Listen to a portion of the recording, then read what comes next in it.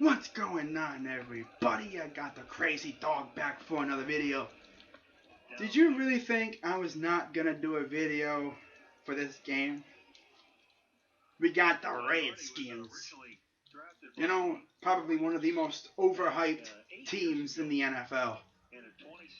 Everyone's thinking, yeah man, the Redskins gonna repeat this year. It's like, no they're not. You know why? Because they were given the division by default last year. I mean, you had the Cowboys. Well, you have the Redskins, who played average. You know, they were not bad. They won the division with 9 wins. Wow, that wouldn't be too bad. But the Cowboys dealt with a lot of injuries, including to Des Bryant and Tony Romo, which really hurt them. The Eagles, well, they were the Eagles, you know. Chip Kelly ruined that team. And look how they're doing right now with Doug Peterson. And then you got the Giants, who, they did pretty good. They were a good team. They just could not finish games. They had how many leads going in like the final few minutes, and they blew a lot of them. They blew like, what, 6 leads? In the final like 2 minutes, whatever. I mean, yeah, I don't see the Redskins winning the division this year because the other teams are a lot better. I gotta fix my computer here. But I mean, looking at this Redskins team, they have a lot of talent. You know, Kirk Cousins, granted, is probably one of the most overhyped quarterbacks. You know, he had a good year last year, but there's a reason why they didn't franchise tag him. They didn't want to pay on the extension because he's honestly just not that good. I mean, Deshaun Jackson's a beast. You know, I mean, Pierre Garçon, he good. Or at least he was good last year. You know, Josh Doxson, you know, he's kind of been dealing with some injuries. You know, he's a good receiver. You know, I wish we would have drafted him, but I'm good with Coleman. But you know, nothing about the Redskins really catches my eye. They're an average ball club at best. You know, they get absolutely smacked by the Steelers, and they lose to the Cowboys. I mean, the Redskins' defense is really an average defense, you know, looking at them. Their strength is their front 7, their front 4, you know, down linemen, their defensive line. Their linebackers are pretty good too, but their secondary could get exposed, especially without D'Angelo Hall or Bashaud Breeland. D'Angelo's out for the year, and Bashaud may be out for a while with a knee injury. And Josh Norman apparently does not like following. He prefers to stay in his own little zone, which could cost the team. Because it's like, oh, you're going to stay over there? Well, we're just going to have our best receiver go over here then and torture your other corner. But I'm watching the Indians right now, so if I kind of gaze out, that's what I'm watching. But I honestly think the Browns can expose Josh Norman. Terrell Pryor's a very good receiver. He's looking really, really good through 3 weeks. Last week he had a great week at quarterback and at wide receiver. You know, but we'll see how Josh Norman deals with that, you know. Hopefully our offensive line can handle the pressure. Our running game is going to be key in this game because we got to take the pressure off of Kessler. We have the number 4 ranked rushing offense through 3 weeks. And Isaiah Crowell is tied for 2nd in the league in rushing yards. So that's pretty impressive, especially with how bad this offensive line is. I mean, our best linemen are Thomas and Bitonio. Greco's at center because Irving's hurt. Our right guard just got arrested because he's an idiot. And our right tackle can't stop holding and had like 6 penalties last week. I think 3 of them were false starts and 3 of them were holding. He could not stop Cameron Wake, which really scares me, because what's he going to do with likes of James Harrison if James Harrison switches to that side? Defenses are going to expose him. He needs to work on it. We were in situations where we could have moved the ball, but no, Austin Pastor. Every time you looked, flag.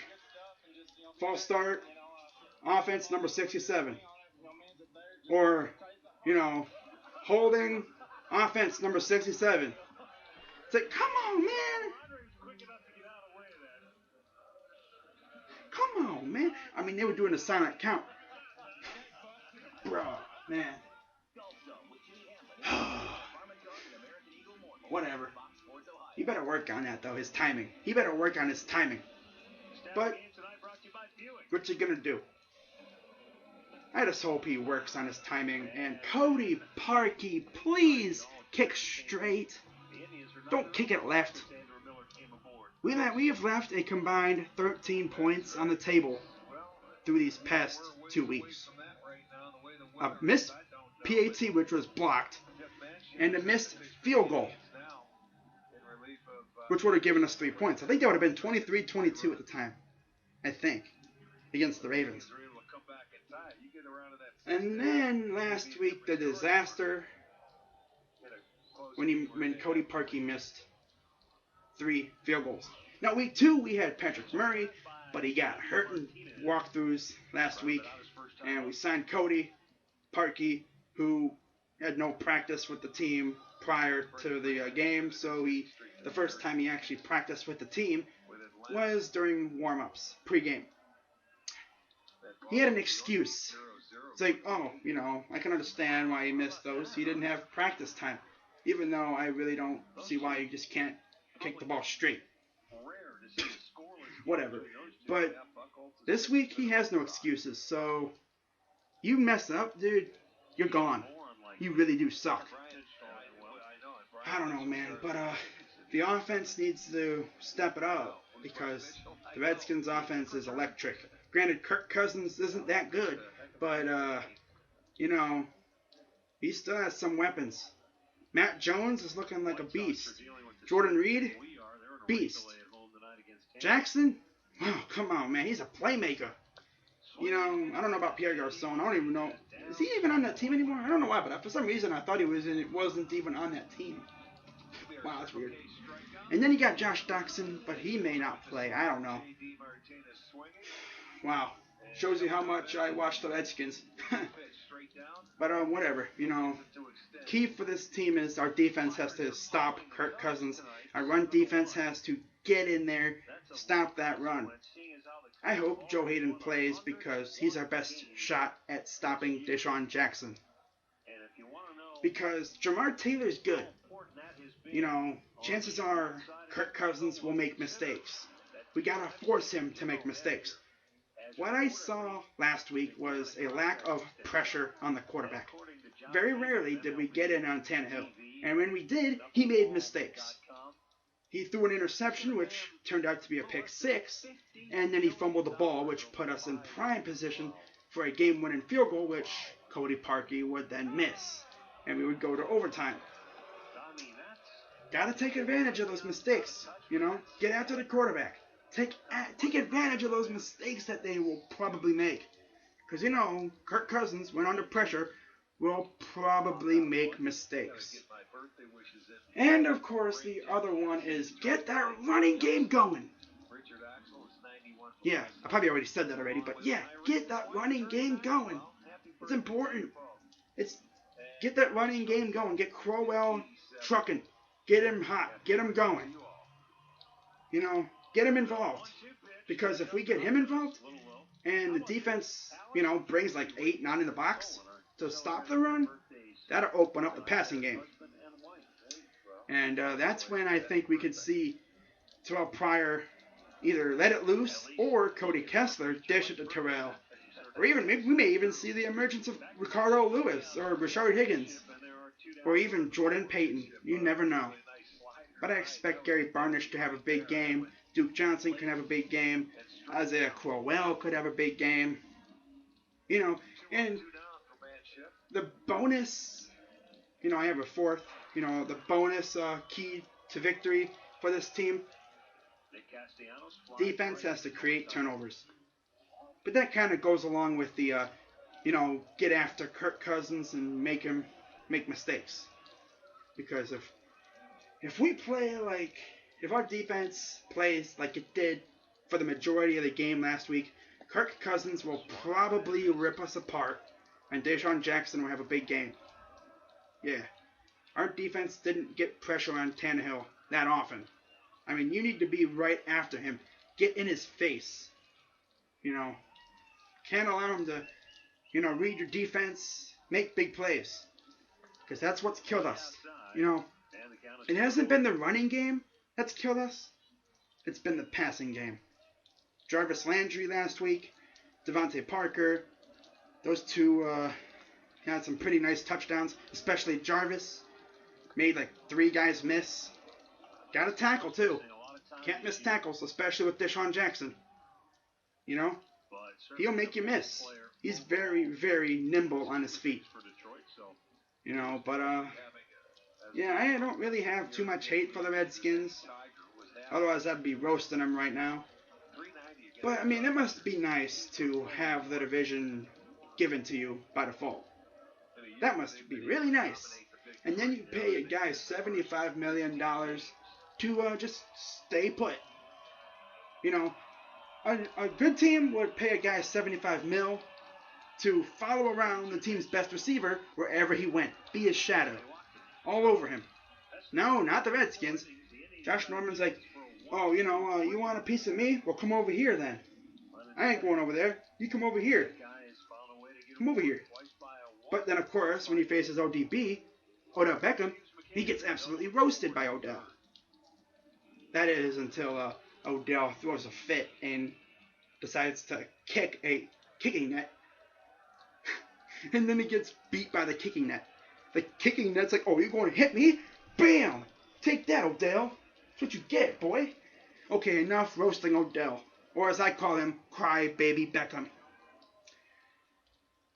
We all know why Josh Norman went to Washington. It's not because of the team. It's because he wants to go after Odell. It's kind of like when you get in a fight with a kid and you find out the kid goes to a different school, so you transfer to that kid's school just so you can beat his ass. Yeah, that's pretty much what Josh Norman did. I'm good in Carolina, but I'm going to go to Washington just because I want to face Odell Beckham. I mean, hey, it brings in ratings, and it sells a lot of jerseys. I don't know, but yeah, we'll see how Josh Norman does. Keep an eye on him and Terrell Pryor. This should be a good game. I hope we can get this win. It'd be very disappointing if we cannot get this win. I mean, next week we get Josh Gordon back, so that'll add another weapon for this offense. But Cody Kessler's looked very impressive as of late, so I mean, his first game, he looked good. Did not throw any interceptions. Granted, he did fumble the ball twice, losing it once. But, that's what you should expect stuff like that from a rookie quarterback in his first start. Carson Wentz, on the other hand, well, he's exceeded expectations. I will admit that. Eagles fans, you found yourself a gem. Just don't get him hurt. Come on now. They're trying to get him hurt. They're trying to kill the kid. Alright, well, that's going to do it for this video. Hope you all liked it. Shout out to all you Redskin fans out there. HTTR, Psychopath, Roby Reds, Skins Fanatic 81 from Australia. All you Redskin fans that I may not know, But, I don't know if they're going to be coming out for this game. But, again, I have no hate towards the Redskins, They're a good team. We haven't really played them. We've played them more often in the preseason. Granted, we lost both times. We've played them in the preseason as of late. The last time we played them in the regular season was 2012, and they absolutely kicked our butt. Granted, that was a totally different team than what this is. So this should be a good game. Hopefully Hugh Jackson will have a good game plan for this one. I mean, he's going against Jay Gruden. We should win this game, because Jay Gruden sucks. Kirk Cousins is not that good. He's a bum, to be honest with you. But the weapons around him are pretty good. So, yeah, that's going to do it for this video. Hope y'all liked it. I'm Crazy Dog 99. Go Browns. Let's get this win. We need it. I want to do a victory lap. Just one win. That's all I ask. Just one. I don't want to go 0-16. No. That would not be cool. I don't know how the Lions fans did it. How could you withstand going 0-16? Oh, my team just went 0-16. Finally, the season's over. Go Pistons! That's pretty much what they did. But, yeah. Go Browns. And I'm out.